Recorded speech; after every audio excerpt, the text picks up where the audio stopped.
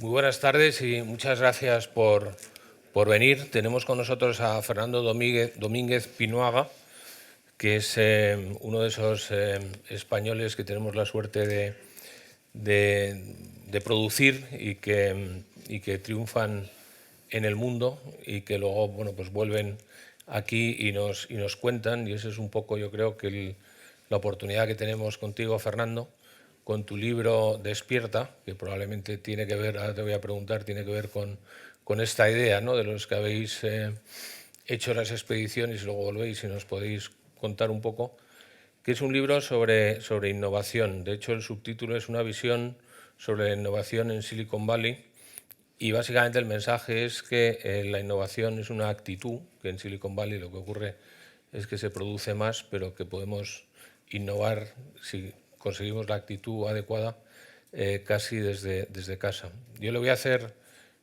muchas preguntas sobre el libro, pero le voy a hacer también muchas preguntas sobre su recorrido profesional, su corta biografía, porque es que además de todo es que es jovencísimo. Nació en el año 1986, que es una barbaridad. Fernando, bienvenido. Muchas Y gracias. te voy a hacer la pregunta que, bueno, por supuesto, él ha trabajado en Google X, y en Sandbox AQ, que ahora también te voy a explicar, que nos cuentes qué son estas cosas. Pero te quiero hacer la primera pregunta que siempre hago a alguien cuando viene a presentar un libro, que es ¿por qué escribir este libro? Bueno, lo primero, muchas gracias, Santiago. Para los que no siguen estos charlas, yo me he estado estudiando las charlas de Santiago que están en YouTube y son impresionantes. Y esto que hacéis para mí es muy importante. Así que muchas gracias. ¿Por qué escribir el libro? Pues empecé en el autobús de Google. Para los que no son familiares con Silicon Valley, Silicon Valley no es una ciudad, es una región. Es una zona de casi más de 10 millones, 15 millones de habitantes, desde San Francisco hasta San José. Entonces yo me hacía hora y media en el autobús por la mañana para ir y hora y media en el autobús para volver a San Francisco. Google te pone un wifi muy potente para que puedas trabajar en el autobús. Entonces por la mañana yo cogía el autobús a las 7 de la mañana, llegaba allí sobre las 8 y media y me iba limpiando el correo, llegaba con todo listo para todas las reuniones del día. Pero hay un momento que dije, no quiero malgastar la vuelta del autobús y quiero hacerla productiva.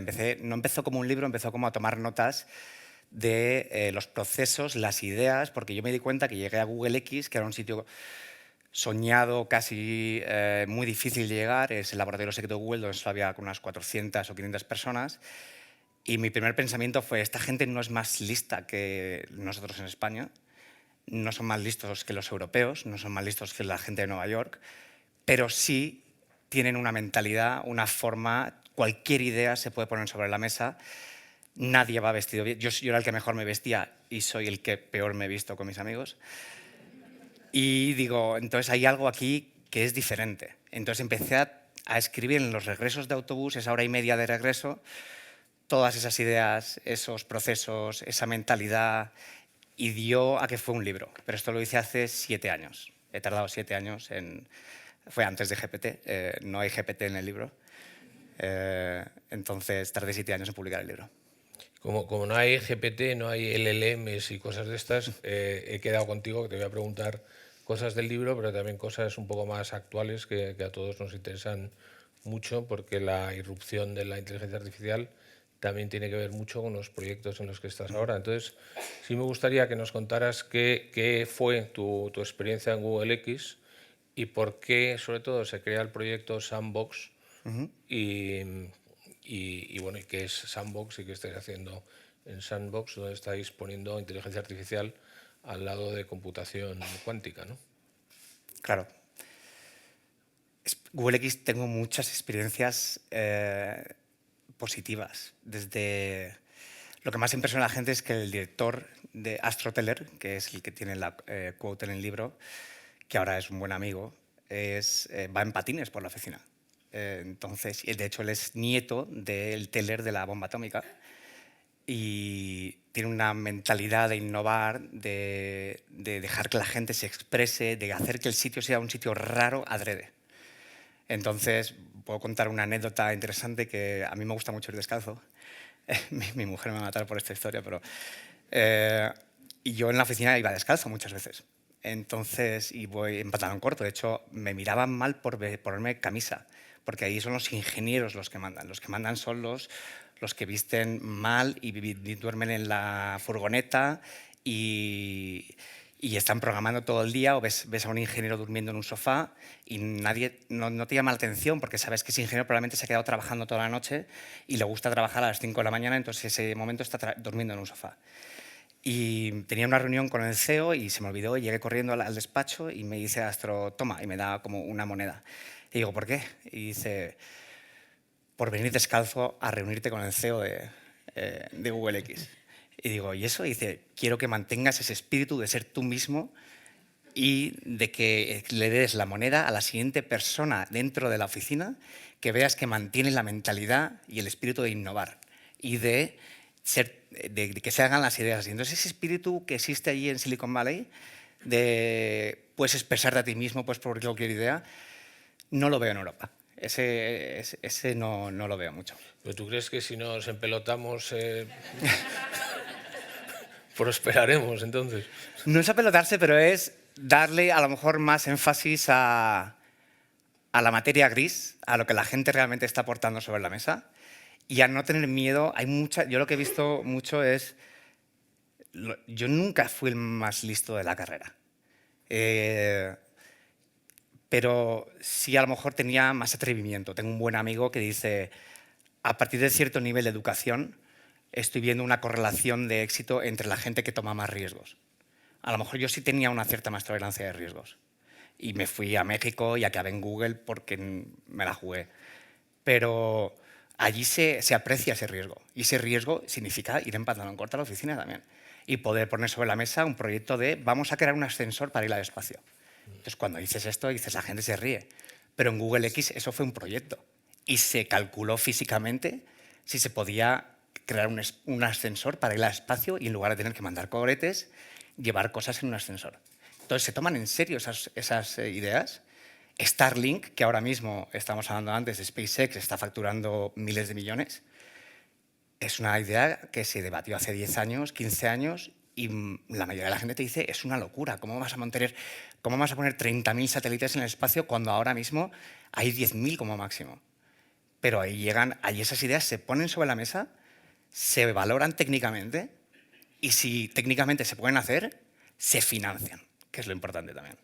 Entonces, esa ambición de no hay límite es la ambición que teníamos en España cuando Cristóbal Colón llegó a las Américas. Pero es verdad que no hay límite, porque Sandbox probablemente lo tenéis que montar porque incluso dentro de Google había algunos límites, ¿no? Claro, porque Google es una empresa increíble. De hecho, hay muchos ex-Googlers que salen y montan cosas muy buenas. Tiene una cultura muy buena de formación, por ejemplo. Te están constantemente educando porque el mundo avanza y tú tienes que seguir avanzando. Sandbox EQ, el nombre original era Sergey Sandbox. Sandbox en inglés significa el cubito de arena de juegos donde los niños juegan en el parque. Entonces, la zona de experimentos. En programación suele ser donde pruebas tu código antes de mandarlo a producción. Entonces, el grupo original, que era Jack Hidary, que es nuestro CEO, Sergey lo contrató y éramos como un grupo secreto dentro de la empresa secreta de Google, que le reportábamos al fundador de Google, Sergey Brin, que es un gran visionario. Entonces, era de hacer lo que queráis ahí y lo que hacíamos era traer más ciencia, traer más física, inteligencia artificial, cuando no era de moda, y empezamos a dar cursos. Empezó como un departamento que daba cursos y traíamos profesores de física de Berkeley, de Stanford, a dar cursos a los ingenieros de software para que aprendieran nuevos modelos para aplicar a los modelos de Google. Y ahí empezamos a descubrir aplicaciones en la convergencia entre la inteligencia artificial y física cuántica y dijimos, aquí hay dos grandes mundos, que es la inteligencia artificial y la cuántica, que son enormes y que van a cambiar el mundo en los próximos 10-15 años. Google es una gran empresa de 170.000 empleados y como una gran empresa es un barco muy grande que tarda mucho en girar. Entonces, esto es como 4 años, eso fue hace 4 o 5 años. Es muy difícil que una empresa tan grande preste atención a un pequeño grupo de 12 personas, 15 personas, que aún no están facturando billions of dollars. Entonces, tomamos la decisión que íbamos a ir más rápido y podíamos avanzar mucho más si salíamos de Google. Y no tenía que ver también con trabajar con gobiernos, por ejemplo, que ha habido ahí una cierta cancelación, ¿no? Google ha cambiado mucho la cultura, Estados Unidos ha cambiado mucho su cultura, Europa ha cambiado mucho su cultura ahora en defensa. Hace 6, 7 años hablar de defensa en Silicon Valley estaba un poco semi-prohibido. Peter Thiel es uno de los primeros que empezó a hacer cosas en defensa. ¿Has leído el libro del CEO de Palantir? El libro no, me he leído el manifiesto, Sí. pero él es uno de ellos. Y detrás de Palantir están estos... Una de las razones de salir es Silicon Valley se ha ido alejando de Washington. Cuando digo Washington me refiero al Departamento de Defensa de Estados Unidos, en los últimos 20, 30 años. Entonces, hacer tecnología para gobierno estaba mal visto en defensa. Pero la innovación grande, tradicionalmente, Estados Unidos siempre había tenido una competición con Rusia, hasta la caída del muro de Berlín. Entonces, los grandes programas de innovación se habían sponsorizado desde Washington, D.C. En los últimos 20, 30 años se había separado eso.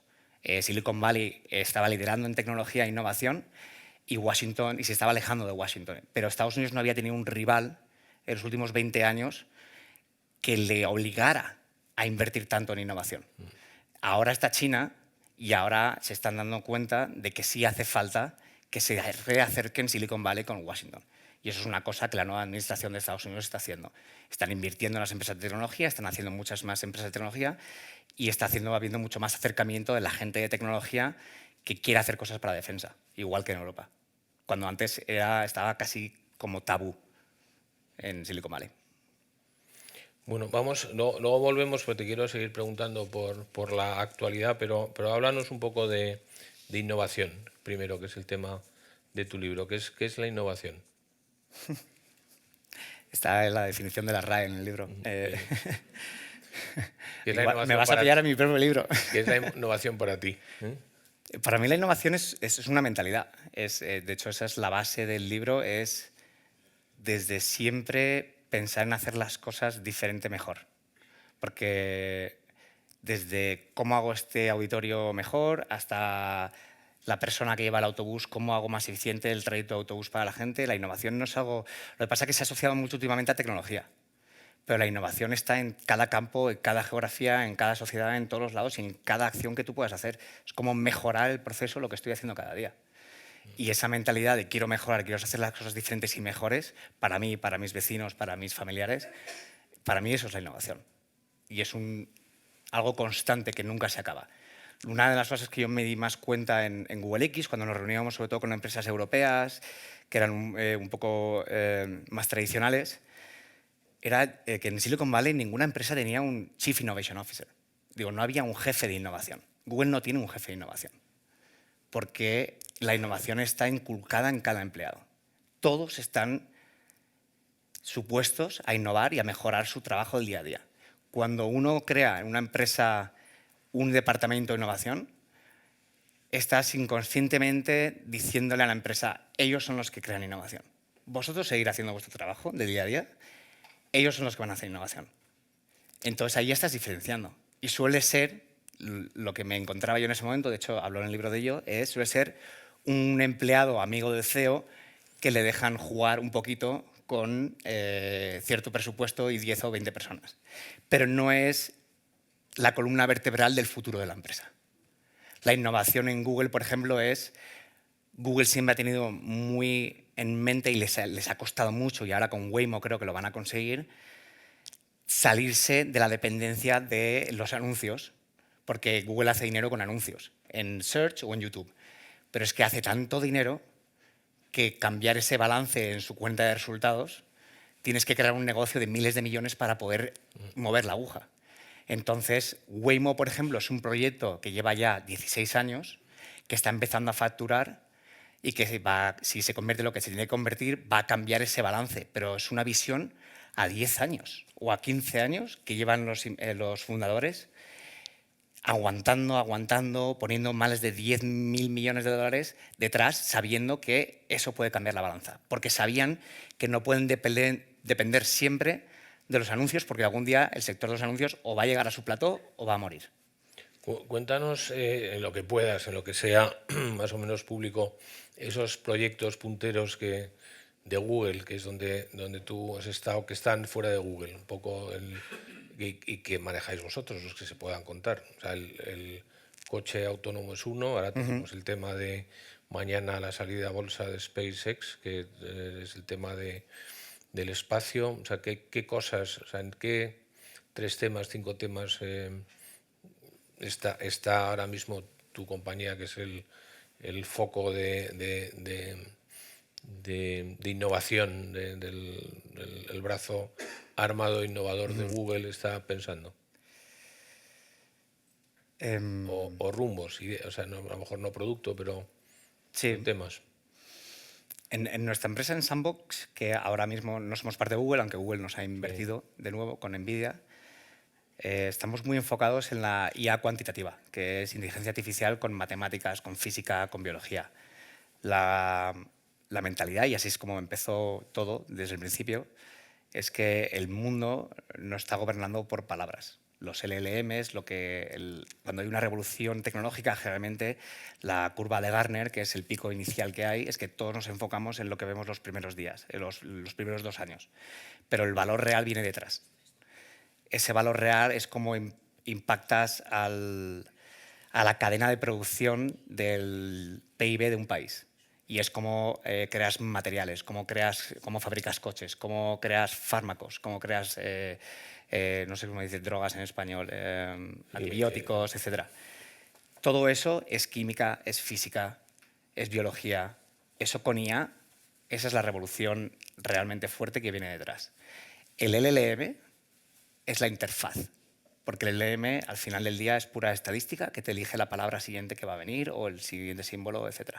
Entonces, tú tienes un Anthropic, un GPT, un Gemini con el que interactúas y esa aplicación, que va a ser la nueva interfaz con Internet, va a tener luego interacciones o conectores con modelos de fórmulas matemáticas, fórmulas de física, de cómo funciona realmente el mundo, que no tienen alucinaciones, porque son fórmulas que se han probado en He medicina. escuchado una charla de tu CEO, que Sí, se pone sombreros, que he visto, va a salir en la televisión, pero sombreros como de cowboy sí, casi. sí.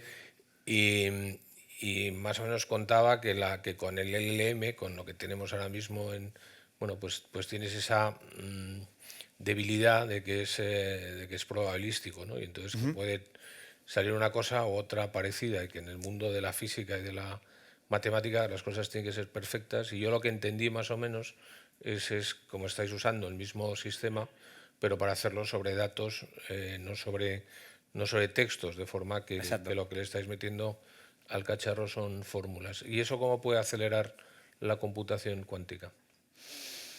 De momento no usamos computación cuántica. A lo mejor usamos algún modelo cuántico que se suele llamar Quantum Inspired, que puedo dar un ejemplo, es Tensor Networks, por ejemplo, es una técnica, la física cuántica es no intuitiva para el ser humano, porque nos han criado y nos hemos educado con la física newtoniana, pero llevan investigando con la física cuántica 100 años y se han creado modelos y fórmulas que ayudan mucho a entender la física cuántica y que se pueden usar para el mundo real. Entonces, tú coges esos modelos y los aplicas a los modelos de software que tienes hoy en día y puedes lograr avances. La computación cuántica, y estaba aquí José Ignacio Latorre hace poco, está avanzando muy rápido. Significa usar diferentes tipos de ordenadores que van a hacer computación de una forma diferente, no mejor o peor, sino diferente. Entonces van a ser mejores en ciertos problemas, pero no en todos. Y eso es lo importante. Va a haber una combinación entre CPUs, que son los ordenadores antiguos, GPUs, que son los ordenadores que utilizamos hoy en día, y QPUs, que son los Quantum Processor Units, que son los ordenadores cuánticos del futuro.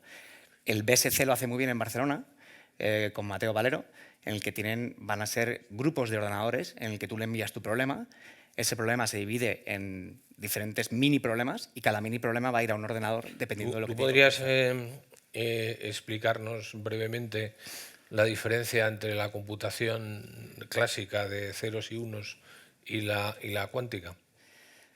Sí, En nada, en 3 minutos, 5. sí, sí. No, es lo que hago todo el día. De hecho, se lo he intentado explicar a mi madre 20 veces, creo que ella lo entiende. La, la mejor forma que tengo de explicar la física cuántica todos somos muy familiares con la física de Newton, ¿no? La manzana cae, hay una velocidad y puedo calcular la aceleración y cuánto tiempo va a tardar en tocar el suelo. Eso es lo que estudiamos en el colegio. Luego todos entendemos la física gravitacional, que es la física del espacio. Allí las cosas no siguen las mismas reglas. Es decir, los planetas se atraen los unos a los otros y se mueven de una forma distinta. Los astronautas no tienen el mismo peso, no tienen la misma gravedad en la Luna. Entonces hay dos físicas que se conectan entre sí y hay una tercera física, que es la física de cuando tú te miras la mano, por ejemplo, y miras, si tuvieras un microscópico en tus ojos y miras lo más cerca posible, estarías viendo los átomos. Y todos sabemos que los átomos tienen el núcleo y tienen todos los electrones que están dando vueltas. Pero tú no los ves ahora dando vueltas, pero se están moviendo ahí ahora mismo. Y hay una separación de 50x entre el núcleo y los átomos. Esa física que explica el mundo atómico es la tercera física. Entonces pasamos del macro a nivel de espacio al Newton, que es el que más estamos acostumbrados, en el que calculamos cómo se mueven los aviones, al micro, la física cuántica, que son los átomos. Entonces, la teoría del todo, que es lo que trabaja Stephen Hawking, es la teoría, la gran fórmula que te avisa y te combina las tres físicas, porque no sabemos exactamente cuándo pasamos de unas reglas a las otras. Entonces, llevamos 100 años intentando entender esa física cuántica. Voy a responder a tu pregunta sobre la computación. La computación, todo lo que hemos hecho hasta hoy en día, vuestros teléfonos, hemos ido a la luna, todo funciona con ceros y unos.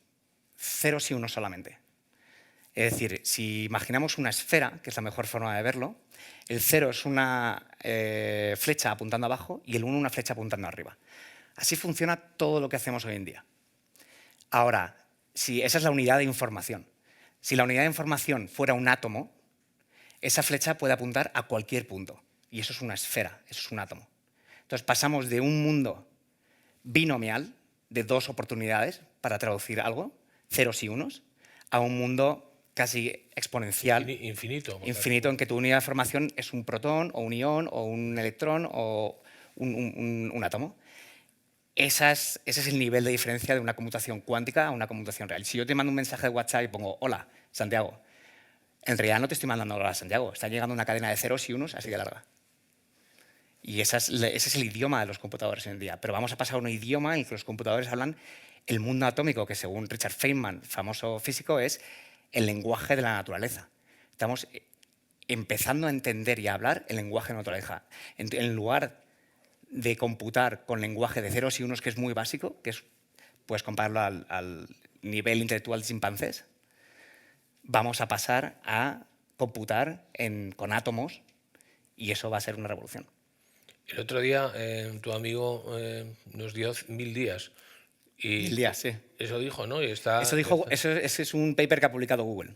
Sí, pero bueno, que lo han dado por bueno todos los científicos, ¿no? Sí, Pues Ignacio... porque Google es muy conservador en este ámbito. Google tiene un equipo científico muy bueno en Santa Bárbara, lleva trabajando en esto más de 15 años y solamente publican algo cuando realmente están muy seguros. Y esto me lleva a otro tema también de la actualidad que te quería preguntar, porque la cuestión de esos 1000 días es que en 1000 días lo que parece que se prevé que pueda suceder es que haya ya computación cuántica, y entonces si hay computación cuántica la capacidad de desencriptar es altísima, con lo cual si la computación cuántica la tienen primero los buenos antes que los malos, se puede organizar, como la tengan los malos antes que los buenos, pues tenemos un problema. Luego hay que definir quiénes son los buenos y quiénes son los malos, ¿no? Pero con esto, que es un poco la amenaza de fondo, pero bueno, tampoco tan lejana porque son 1000 días, ya estamos teniendo una primera parte de este susto, que es pues los descubrimientos de Mythos, de Anthropic, que me gustaría que nos dieras un poco tu opinión o sea, es tan potente el que hayan tenido que pararlo antes de sacarlo. ¿Es real la amenaza? ¿Ha habido algo de marketing? En Europa sabemos que durante un tiempo nos han tenido bueno, ya os lo daremos cuando convenga, y ahora parece que lo están soltando. ¿Cómo ves tú todo el tema de la ciberseguridad el problema relacionado con, de momento con Mythos, luego te pregunto por la cuántica. Intentando no asustar a nadie. Bueno, a lo mejor hay que asustar, ¿eh? Hay que asustar un poco, pero bueno, hay una teoría que es la teoría de Red Queen, que es de la naturaleza, de la reina roja, que dice que cuando hay una especie que desarrolla un nuevo sentido de ataque, la otra especie para defenderse se va a desarrollar de darwinismo para defenderse. Y la ciberseguridad es eso, un poco. Es un constante renovamiento del sistema de ataque y tú vas a caer a la defensa cuando te están atacando de una forma distinta.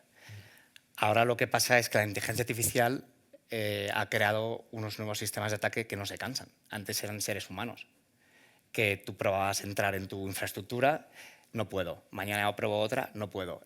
Mañana voy a intentar otra, no puedo. Pero al final tienes que dormir y comer. Entonces, y estás limitado por tu fuerza humana.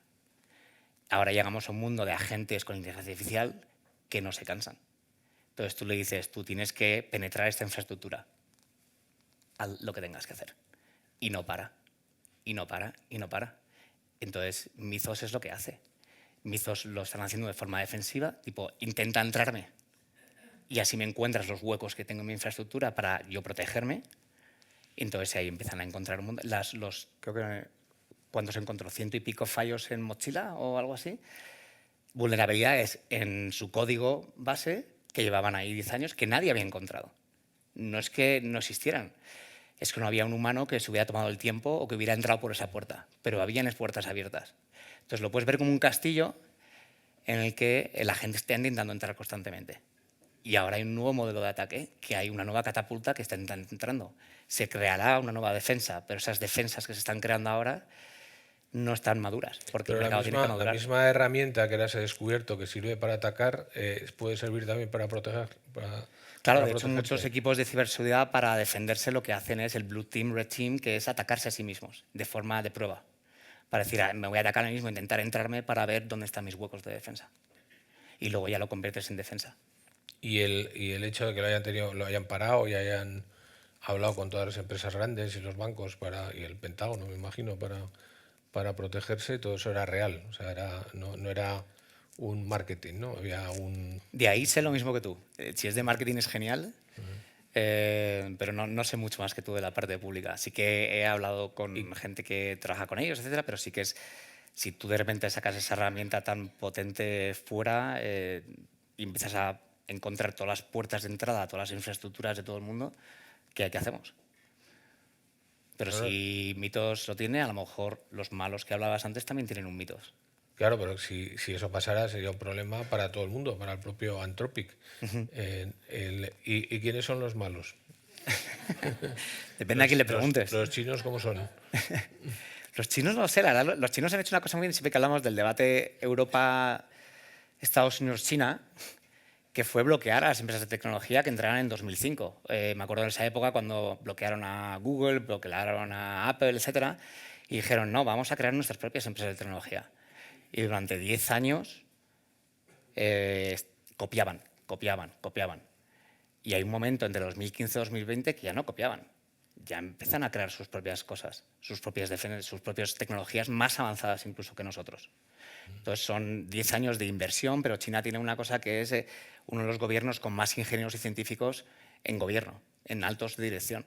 Y tienen una visión a 10, 20 años y saben desde hace 20 años que querían ser líderes en tecnología, que para dominar el mundo hay que dominar la tecnología y que la inteligencia artificial y la cuántica eran las dos tecnologías que tenían que dominar. Entonces, China tiene unos programas que se comparan con el programa Manhattan americano de la bomba atómica, en el que tú coordinas academia, sector privado y gobierno, todos en una sola dirección de ser líderes. Y te voy a hacer una pregunta que probablemente, si lo sabes, a lo mejor no me puedes contestar, pero con lo cual puedes lucirte, porque puedes decir, no sé, pero no te lo voy a decir. Pero o sea, ya sabemos que las empresas tecnológicas grandes están empezando a hablar con el gobierno americano. ¿Hablan con el gobierno chino, no? No lo sé, imagino que sí. Jensen, por ejemplo, que ahora es la voz cantante en tecnología, se hace tours en China. Es decir, ahora mismo fue Trump a China y ¿a quién llamó? Llamó a Elon Musk, a Jensen y creo que fue Tim Cook, no sé si fue Tim o otra persona, para que le acompañaran. Es decir, se han convertido los CEOs de estas grandes empresas tecnológicas en casi más potentes que los presidentes de los países. Y, por ejemplo, un personaje que aquí seguimos, Kai Fu Lee, ¿es bueno o malo? ¿Es pro-chino o pro-americano o es agente doble? Eso José Ignacio sabrá más, que vive en Singapur y está muy cerca de China. ¿Pero se pasea por Silicon Valley o ya no va? No lo sé, yo nunca le he conocido en No. persona. Yo sí te puedo decir que en Silicon Valley hay bueno, toda la costa oeste estadounidense y canadiense tiene mucha presencia asiática. Es que el mundo en el mapa siempre lo vemos desde nuestro punto de vista donde Europa está en el centro. Pero es que si tú giras el mundo y pones Estados Unidos en el centro, Europa te queda a la derecha y lo que tienes es el gran océano con Hawái en medio y ellos tienen toda la zona de China, Japón, etc. Entonces hay mucha presencia y mucha conexión con Asia en la costa oeste americana. Sí, los chinos ponen China en el centro. Aquí hemos tenido a Josep Piqué muchas veces hablando de geopolítica. Él siempre decía que la geografía manda y él nos ponía siempre el mapa aquí de China en el centro, que al final queda todo lo demás en el extrarradio. Vuelvo a tu libro. ¿Qué es una idea? Cuento la historia en el libro. Me acuerdo una vez de ver a hay gente que son inventores dentro de Google X, que su objetivo es sacar ideas constantemente y probarlas y matarlas. De hecho, su métrica para que les promuevan o que les den un bonus es cuántas ideas has destruido este mes o este año. Y me decía, las ideas son súper fáciles, a mí lo que me cuesta es llevarlas a ejecución. Y yo pensaba, me voy a llevar genial contigo, porque a mí me encanta llevar la ejecución y las ideas no tengo tantas. Neil deGrasse, que es una persona que yo admiro mucho porque explica muy bien el espacio y el cosmos y filosofía, habla de cómo Elon Musk es un super ejecutor, pero nada de lo que ha hecho realmente ha sido una idea nueva. Tesla es una empresa que compró de coches eléctricos que ya existían. Lanzar cohetes al espacio es algo que la NASA descubrió e hizo y él lo ha profesionalizado, lo ha privatizado, lo ha hecho. Es un super ejecutor. Pero las ideas están ahí. Lo difícil es llevar las ideas a producción y a que funcione. Lograr la financiación, pasar todos los baches y lo más, por ejemplo, Tesla, SpaceX estuvieron a punto de morir 20.000 veces. Hay mucha suerte que siga existiendo todas esas empresas. Pero las ideas son gratis y las están ahí. Pones en el libro una cosa que me ha gustado mucho leerte porque es algo que aquí hemos pensado en Avante siempre, y es que las ideas al principio son muy débiles, son muy atacables. De hecho, nosotros tenemos la idea de la idea en estado gaseoso, luego líquido y luego sólido. En el estado gaseoso la idea es dúctil, tiene la ventaja de que puede escapar mejor, pero en cuanto empiezas a materializarla en algo, es muy vulnerable, ¿no? Y tú cuentas eso, ¿no? Que las ideas al principio corren mucho riesgo, ¿no? Sí, me gusta la analogía con las materias. Eric Schmidt lo cuenta muy bien en su libro y de cómo en Google se creó muy bien esa cultura en los espacios comunes. Gmail, que todo el mundo usa ahora, etcétera, fue simplemente una idea de un ingeniero que se juntó en un espacio común y dijeron, oye, ¿por qué no creamos un nuevo tal? Y etcétera. Las ideas hay que intentar crear el ecosistema para que pasen del estado líquido al estado sólido. Están ahí, todos nuestros empleados, toda la gente las tiene, pero si no les capacitamos, si no les motivamos, si no les creamos los canales de salida, se quedan ahí. Y esto aplicado a la inteligencia artificial, ahora que ya tenemos todos acceso, ¿hay algún sistema, tenéis alguna fórmula vosotros ya de integrarlo bueno, entiendo que Sandbox es muy pequeño en número de gente y sois todos muy listos, pero ¿hay alguna fórmula que recomiendes a las empresas para atacar estratégicamente incorporar inteligencia artificial? Voy a copiar una de Yossi Matías, que es uno de los presidentes de Google de Research, que él creó todo el research de Tel Aviv en Israel y admiro mucho. Él dice, a mí me puede escribir cualquier empleado en cualquier momento diciéndome que tengo una demo, no una idea, porque una idea es, tengo una idea, déjame que te enseñe 2 slides y te la picheo. No, es, ¿tienes una demo? Dice, yo, y esto es un nivel muy alto de Google, dejo lo que estoy haciendo y me voy a ver la demo. Y dice, y eso todo mi equipo lo sabe. ¿Tienes una demostración de tu idea? No la idea, la demostración de cómo funciona tu idea. Yo dejo lo que estoy haciendo y te dedico tiempo. Y la veo. Y si me gusta, le pongo recursos y vamos para adelante. Es una idea trabajada, que tú en el libro dices que tiene que ser una idea prototipada, ¿no? Es la palabra que Sí. pones, ¿no? Y que si no está prototipada no tiene valor, ¿no? Es el concepto de prototipado rápido, que es el de cómo puedes probar que tu idea... Es que muchas veces nos obcecamos con la idea, la solución, y no es la solución. La mentalidad que teníamos ayer era de cómo mato mi idea lo más rápido posible. Por ejemplo, otra historia es de la NASA, tiene el departamento de innovación ahí al lado en Silicon Valley. Cómo empezaron los nanosatélites hace 20 años es porque tuvieron la idea y dijeron, mira, vamos, ¿por qué hemos conseguido reducir los ordenadores y los teléfonos móviles a cosas tan pequeñitas? Y los satélites siguen siendo estos cacharros que son del tamaño de un autobús de 300 o 500 millones. Tenemos que ser capaces de mandar cosas pequeñas al espacio.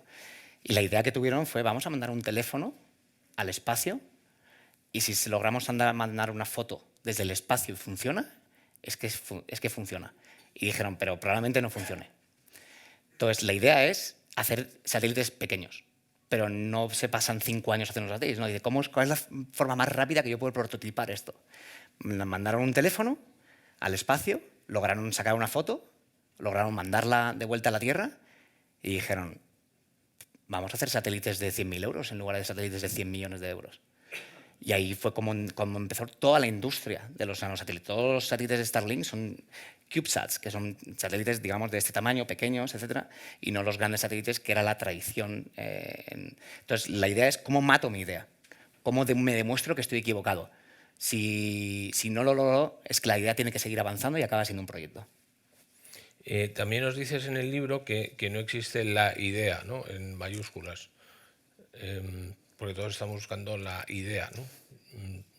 Son más rumbos probablemente que lo que tenemos que buscar que cosas con soluciones totales, ¿no? Claro, viene un poco del concepto de que las ideas permutan, cambian mucho. Es decir, tú empiezas con una idea, tú tienes que tener una visión a largo plazo. Quiero curar la malaria, quiero Google Maps, quiero darle la información del sitio a todo el mundo en tiempo real. Pero cuando vas al mercado, cuando vas al mundo real, las cosas cambian mucho. Entonces tu idea va cambiando. Entonces la idea tiene que ser flexible, como el líquido que mencionabas antes, porque tu idea final, tu empresa final, la mayoría de estas empresas, por ejemplo, Nvidia, que es ahora la empresa con mayor valoración de la bolsa, no empezó haciendo lo que está haciendo ahora. Empezó haciendo videojuegos. Y hay un momento que dijo, hoy voy a hacer estos chips para Machine Learning. Y hay un momento que conoció a Sam Altman y dijo, voy a ponerlo para hacer los LLMs.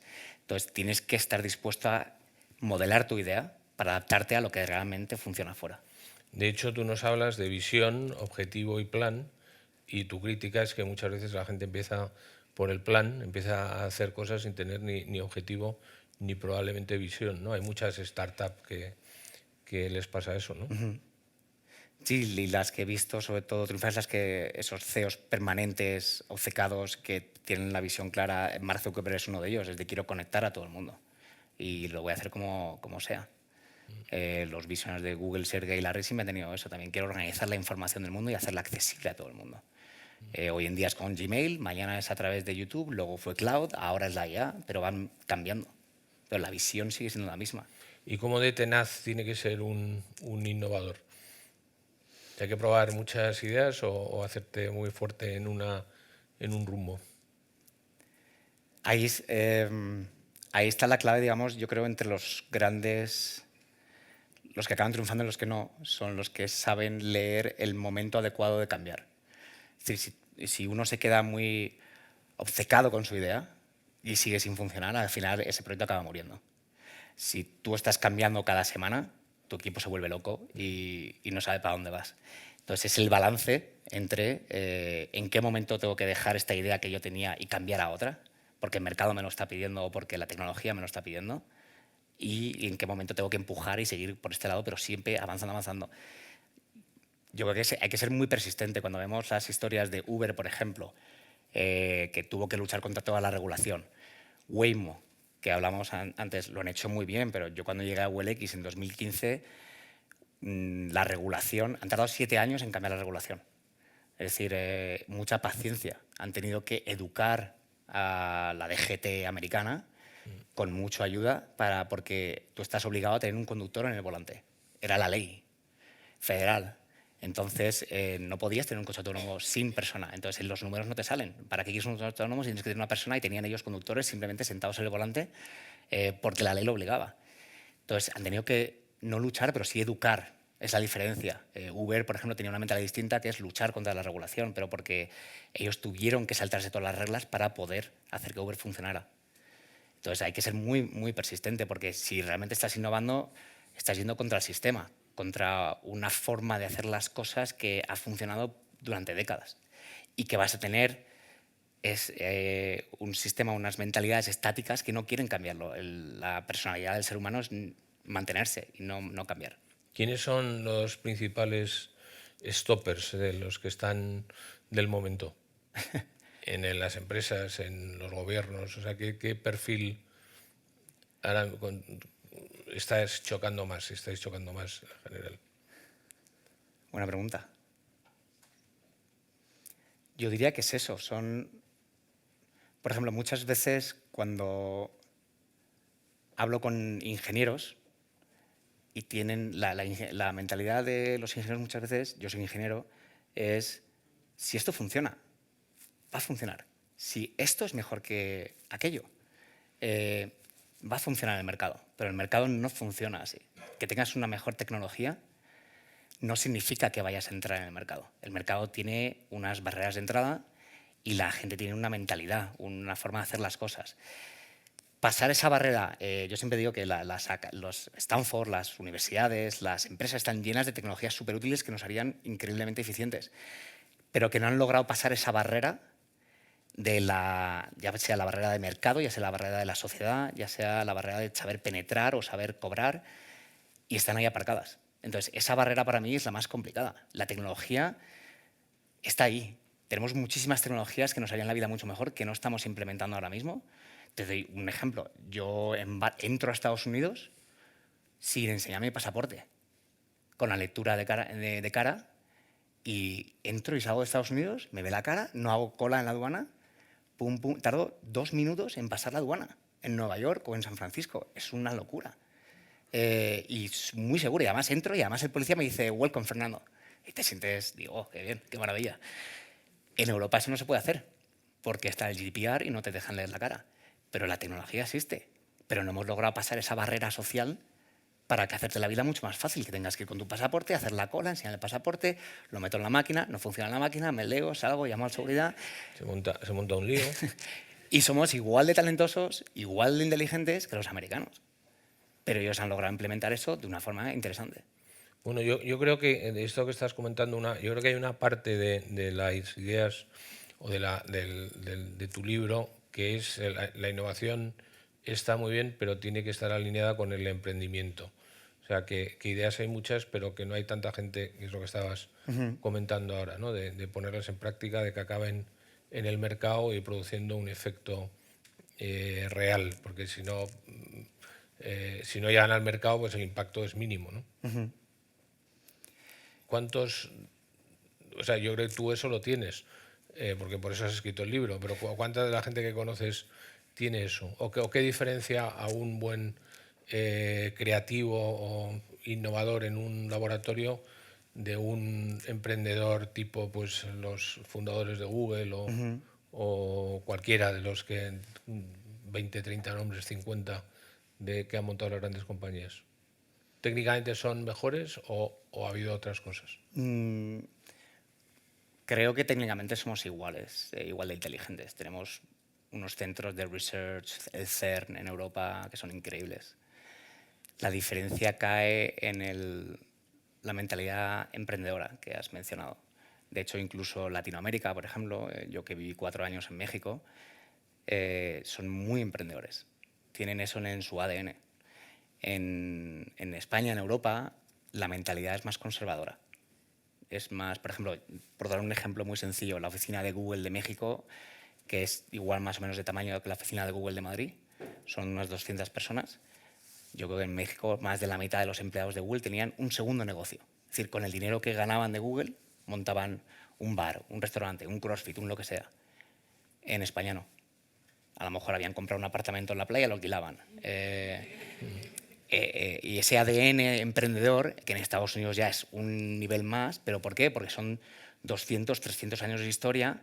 ¿Cuál es el ADN de las Américas? Es de los que se la jugaron de Europa, que se fueron allí a buscarse la vida. Entonces eso, Silicon Valley, yo siempre lo cuento en el libro, no es un pequeño ecosistema. Son 200 años de historia de ir a buscar oro, a jugársela. No tengo nada y voy a jugármela y si me va genial.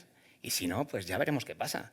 Eso está dentro de la sangre de la Pero mentalidad de todo el mundo. y eso sigue pasando, porque visto desde aquí, que tampoco tenemos toda la información o buena información, parece como que ha habido una especie de ruptura con las universidades americanas que han dejado de atraer como atraían a los mejores cerebros de todo el mundo.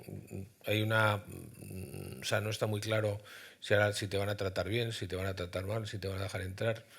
Tampoco es muy obvio que te puedas ir a China. O sea, hay un momento como de impasse. ¿Es real o no es real? O sea, ¿sigue llegando la misma afluencia de talento a las universidades americanas o está un poco parado y un joven de 25, 23, 21 años y súper talentoso sigue teniendo claro que se tiene que ir a Estados Unidos? No me sé los números, pero el otro día vi una estadística, por ejemplo, de todos los unicorns, es decir, de empresas de más de 1.000 millones en Estados Unidos. La tercera nacionalidad era francesa. 45 franceses han fundado una empresa en Estados Unidos que se ha convertido en una empresa de más de 1.000 millones. Y Francia está debatiendo cómo hemos dejado de dejar salir a estos 45 y cómo los traemos de vuelta. Estados Unidos sigue teniendo un ecosistema y una mentalidad. Con los impuestos que tienen los franceses lo tienen complicado. Sí. Ahora, sobre todo. España lo mismo. Yo cada vez he encontrado, cuando llegamos en 2015 habían un par de personas o tres, pero cada vez vemos más emprendedores que dicen me voy a Silicon Valley y levanto allí, porque con el mismo esfuerzo, la misma energía, levanto 5 millones cuando aquí me dan 100.000 euros. Y yo me quedo allí con los inversores y contrato el equipo de ingenieros en España, que me cuestan un tercio, y lo puedo hacer de esa forma. Eso yo cada vez he visto más españoles haciéndolo, por ejemplo. Y europeos está lleno Silicon Valley y de indios y de gente extranjera.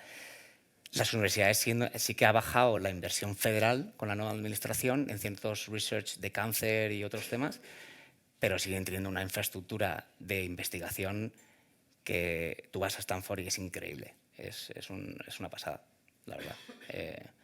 No envidio, bueno, sí lo envidio, pero en Europa tenemos cosas muy interesantes, pero allí tienen una infraestructura y una inversión, sobre todo capital privado.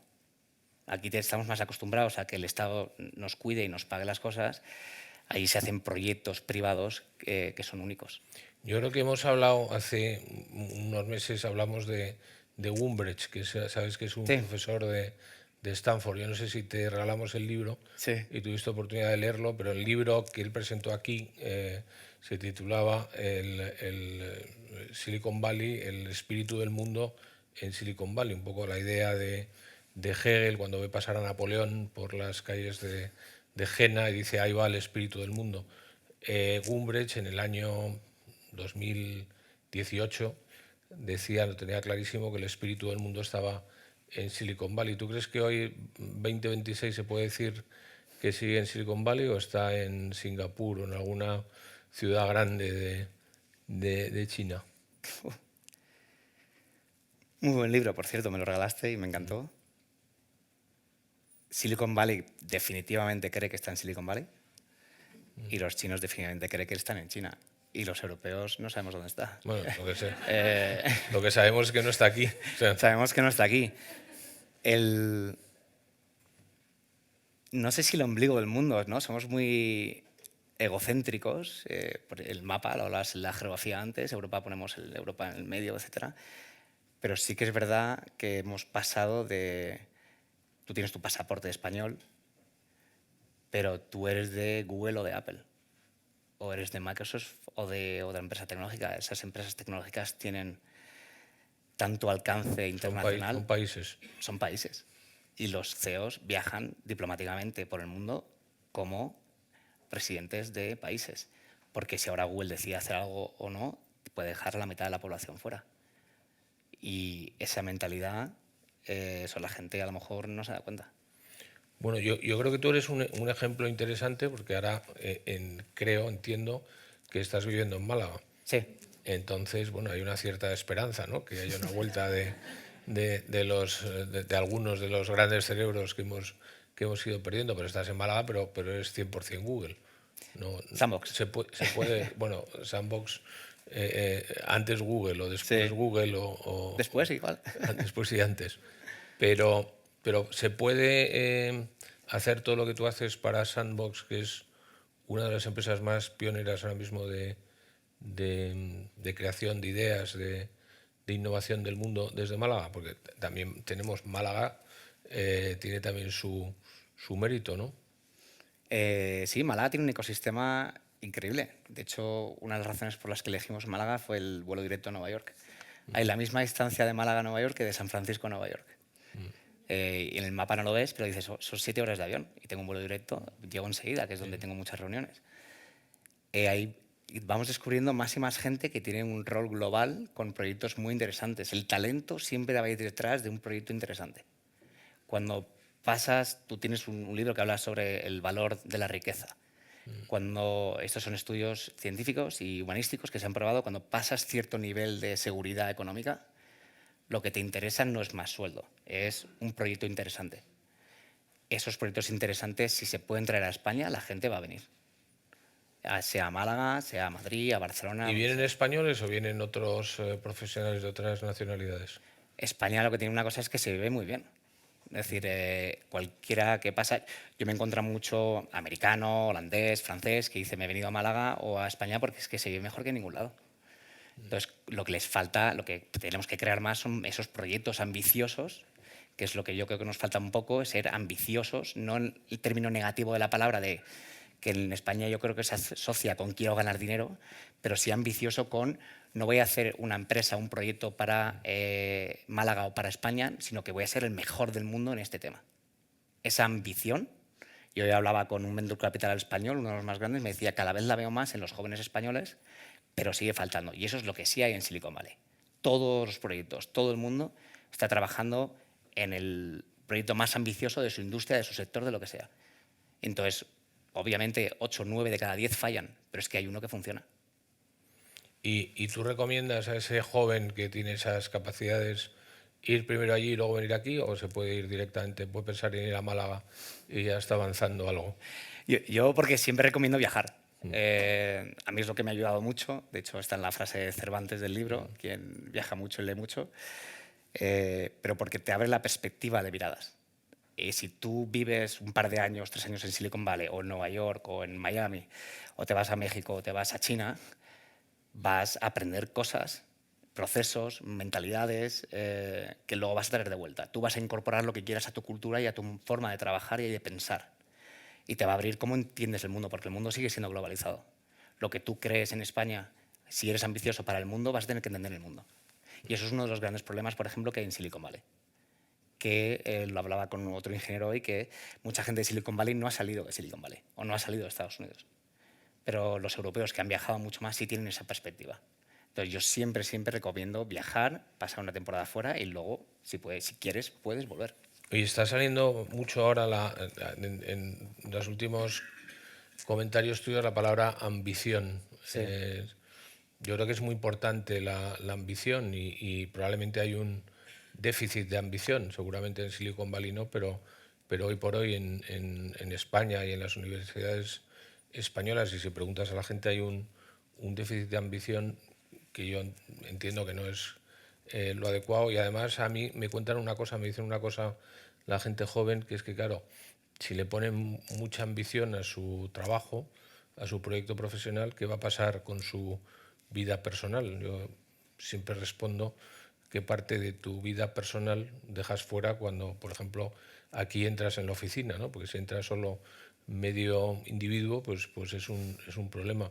Y quería por eso leer una frase que es literal tuya, que dices que bueno, pues la innovación es una filosofía de vida. Dice que es tu empresa, tu vida y tu familia. O sea, podría ser lo que eres sin tu vida personal, sin tu familia y tu vida.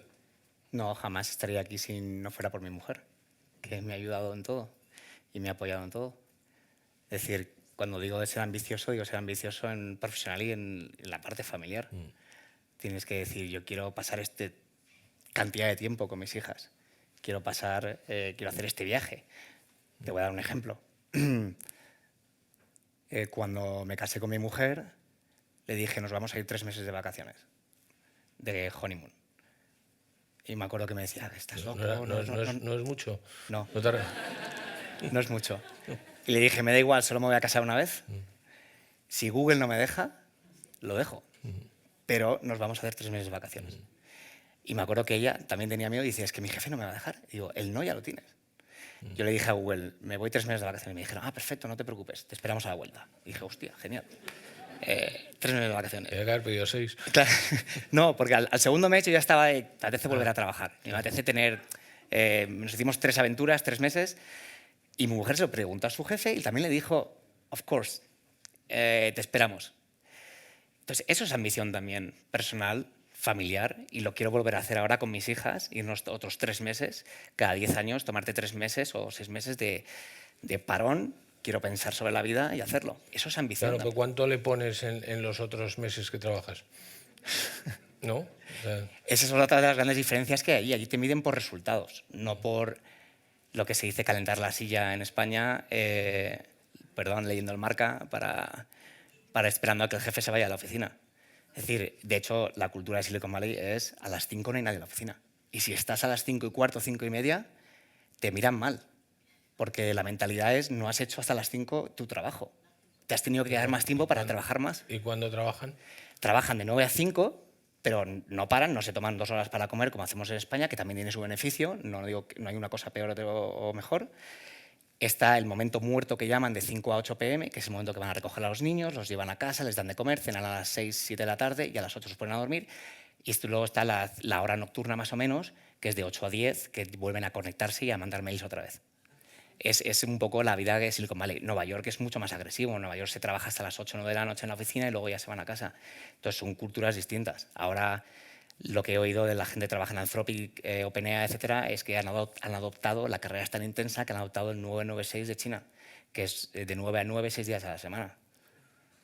Pero porque están compitiendo mucho, trabajando mucho. ¿Y en Málaga? ¿Cómo se lo hace? En Málaga es flexible. Es flexible. Yo puedo tener una llamada a las 7 de la tarde, pero gracias a mi mujer he podido tener ese balance. Es decir, cuando yo tengo una llamada a las 7 de la tarde o a las 2 de la mañana, ella me cubre con la familia. O viajo mucho más, hay un penalti, decir, ¿vives en Málaga? Que bueno, viajo el doble. Bueno, yo creo que en parte el libro lo has escrito para convencer a tus socios de que podías hacer todo esto desde Málaga, porque una de las cosas que pones en el libro es no necesitas vivir en San Francisco para pensar en los que crean como los que crean el futuro, ¿no? Entonces, bueno, está bien porque has dado con la tecla, ¿no? ¿Vas a lograr que me echen? ¿Eh? No, estoy seguro que bueno, que será tremendamente exitoso lo que estés haciendo. ¿Cuánta gente estáis en Málaga de Sandbox? Yo solo. Tú solo. Tenemos gente en Madrid, Barcelona, Bilbao, tenemos gente distribuida. De hecho, te voy a decir una cosa, uno de los mejores ingenieros que tenemos vive en un pueblo de 200 personas en la montaña de Austria. De Austria. Remota, y es de los mejores que tenemos. El remoto no es para todo el mundo. Es decir, es un... Sacrificas parte de tu vida y tienes que estar dispuesto a viajar y a conectarte en horas raras y tener tú mismo. Yo es que en Google nunca he tenido mi jefe en mi oficina, siempre he tenido mi jefe en otra ciudad. Entonces nunca he tenido nadie encima mío que me dijera lo que tengo que hacer. Y me lo veía una vez al año, cada 2 años, pero esa autodisciplina de saber de quiero dar más y tengo que llegar a mis objetivos, solamente si trabajas en remoto tienes que tener esa autodisciplina. Si no la tienes, hay veces que no funciona. Y hay mucha gente que notamos, sobre todo la gente joven, que prefiere ir a una oficina. Tenemos una oficina en Palo Alto, otra en Nueva York, en Washington, y hay gente que yo echo de menos la oficina. Se sacan muchas cosas Bueno, del café. parece difícil, por lo menos nosotros así lo vemos, crear una cultura si no estás junto con alguien, ¿no? Exacto. Aparecer de repente en una montaña de Austria y tener la misma cultura que una gente con la que no has estado nunca parece difícil. Puede pasar, ¿no? Pero parece... Pero hay que entender cuál es la función de ese ingeniero. Es que hay unos perfiles de ingeniería, de programación, que aunque estén en la oficina, en Google había mucha gente, de hecho te regalaban, hay alguna gente de Google aquí que lo verá, como pantallas de plantas para esconderse.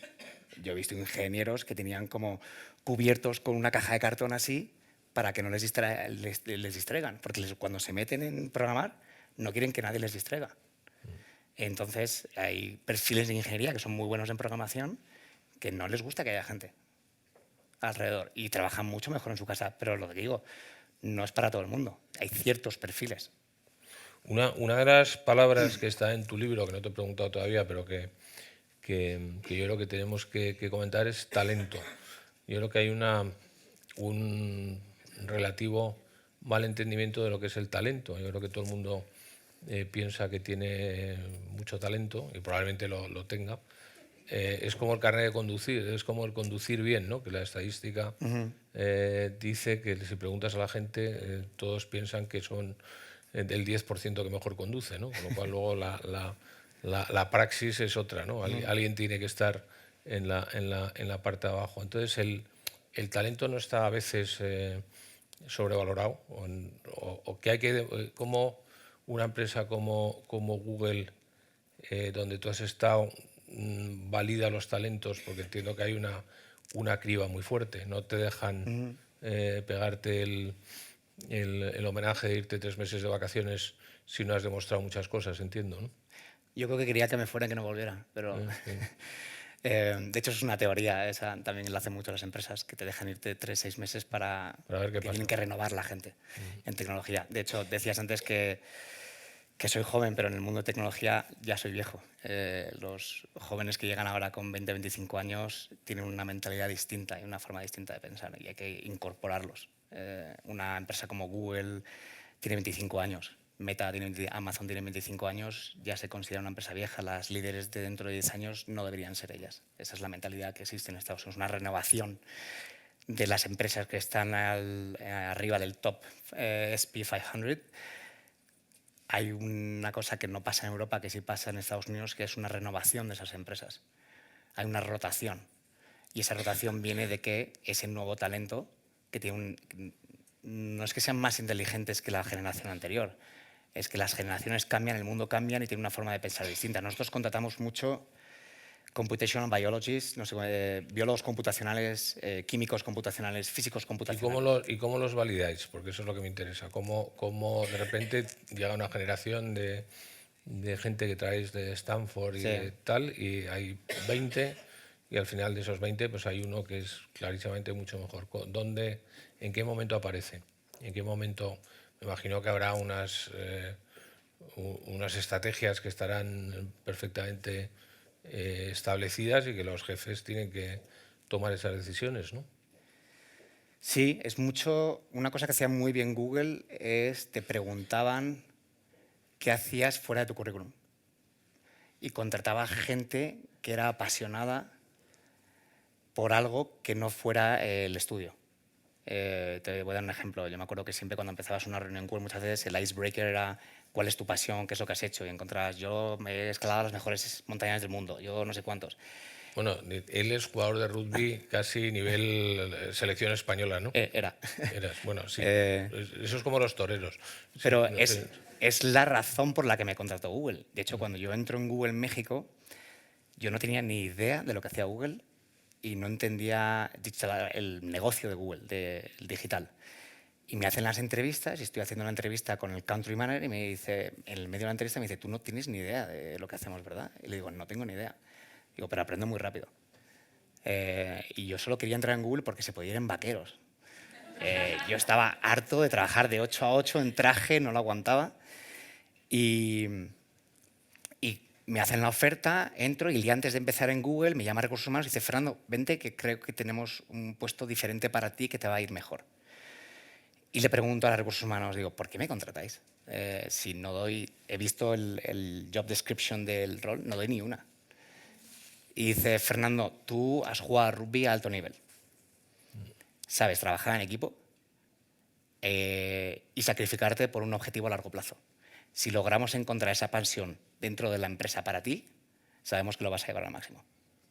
Y ya está, no necesitaban más. Sabían que ya había pasado por algunas universidades en Francia, etc. Esa era la mentalidad de Google. Es decir, contrataba gente que había hecho algo fuera. De hecho, en las entrevistas siempre te preguntaban, ¿qué te gusta hacer fuera? Y eso está sistematizado. Estaba. Ahora Google ya son 170.000 empleados. Habrá cambiado. Hace 4 años que no estoy ahí y con la revolución de la IA han cambiado muchas cosas. Pero sí, encontrabas gente excepcional que había hecho cosas muy raras, pero con mucha pasión. Oye, danos alguna pista de un futuro más o menos inmediato. O sea, ¿qué cosas vamos a ver pasar que nos van a sorprender o asustar? O sea, en un año, en 3 o en 5. Primero, los periodos de tiempo que manejábamos son correctos. O ¿se pueden hacer ya planes a 5 años, por ejemplo? O deberían ser meses. Y luego piensa en un año y en 3. Si estamos aquí y volvemos a hablar, ¿de qué estaremos hablando?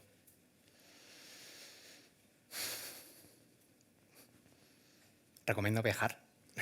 ¿Eh? Recomiendo viajar. Si vamos a San Francisco, por ejemplo, y no he visitado China, me encantaría ir a Shenzhen. Creo que tienes un pequeño sabor del futuro. Cuando ves todos esos coches autónomos en San Francisco que ya están en todas las calles, ves los robots que te están sirviendo en el restaurante del aeropuerto, dices, generalmente eso está 2 o 3 años avanzado. Me acuerdo que Uber empezó allí antes de que llegara a Europa, etc. Y lo que he oído que no he estado de la gente que ha visitado Shenzhen es que está 1 o 2 años más avanzado, incluso más automatizado que San Francisco. Entonces, para ver el futuro, más que intentar escuchar a gurús, yo digo, siempre pienso en viajar, allí donde ya se está implementando el futuro. Y te da una sensación de lo que se está haciendo y se está pasando. ¿Y sería San Francisco? Ahora mismo yo creo que sería San Francisco y Shenzhen, o la zona tecnológica de China. Muy bien, pues hoy ha sido, vamos, fantástico este rato contigo. Yo lo he pasado estupendamente. ¿Tienes algún próximo libro previsto para escribir o no? Ahora que tienes más tiempo en Diría que tengo Málaga. demasiados, tengo como 7 u 8 ideas, pero no tengo tiempo. Y ya no tengo el autobús de 1 hora y media. En Málaga llego en 15 minutos a Bueno, todos. no me digas el libro, dime cuál es el tema que más te interesa, que estás ahora mismo leyendo más, investigando más. Esa es buena pregunta. Me encantaría escribir un manifiesto corto de cómo despertar Europa. Bueno, has empezado. Claro, pero este es muy básico. Una de las cosas que yo he aprendido, estoy casado con una americana, tengo ciudadanía americana y ahora al estar allí he estudiado un poco la historia de Estados Unidos. Antes de ir a vivir allí criticaba mucho a Estados Unidos, antiimperialismo, etc. Cuando entiendes lo que han hecho desde un punto de vista federal, cómo se han asociado los 13 primeros estados hasta ser 50 estados, han crecido. Cuando Estados Unidos compra esa región geográfica a México, México tenía más PIB y más universidades que Estados Unidos. Y cuando ves lo que ha hecho Estados Unidos en los últimos 150 años, hay cosas que tenemos que copiar de ellos. Y a mí yo soy muy creyente en la Europa, en el talento que tenemos y en la infraestructura que tenemos, pero tenemos que organizarnos, no criticar tanto allí y aprender, tener empatía y aprender lo que han hecho ellos, porque lo han hecho muy bien. Y Europa puede hacer eso también. Bueno, pues yo creo que te podemos poner en contacto con Leta, que ahora está por aquí, por España, bastante a menudo, porque yo creo que hay una batalla clarísima y para nosotros en el mundo financiero tenemos clarísimo que pasa también por desarrollar más los mercados de capitales, ¿no? Que hay un déficit brutal, ¿no? No solo de talento que huye, sino que el dinero huye también. El mercado es de las primeras cosas, ahí es donde vosotros nos tenéis que ayudar. Claro, bueno, pues nos podemos juntar para hacer ese manifiesto. Me encantaría despedirte con un fortísimo aplauso. Muchas gracias. Muchas gracias. Gracias.